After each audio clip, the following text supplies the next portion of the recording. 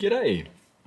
Right here I've got a Microsoft Surface 4 or Surface Pro 4 and I'm just currently installing Zorin OS as I've had quite enough of Windows. It's basically been working against me for about the last 2 years, and instead of using Linux Mint, which does feel a fair bit dated, I've been using Zorin OS.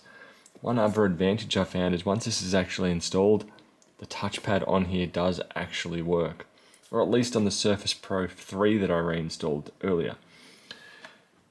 Now, the point of this video is not to hate on Windows, but the one drama I had was we've only got a single USB port on the side of the Surface. So basically I've got this particular USB hub and I found it quite handy. Even though we've only got two USB-A's, we have a single Type-C as well. So in theory, if I just have a USB Type-C to install Zorin OS on, I can just plug that into there. It gives you a little bit of flexibility, especially when the device doesn't have it.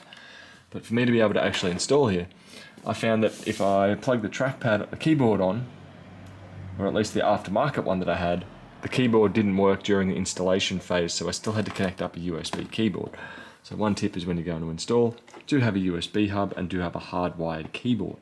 The Surface Pro 8 that I reinstalled the other week was an absolute SHIT show, mainly because I had to download a custom version of Windows 11 to be able to reinstall it. So this Microsoft Surface Pro did not want to have Windows 11 on a Microsoft product.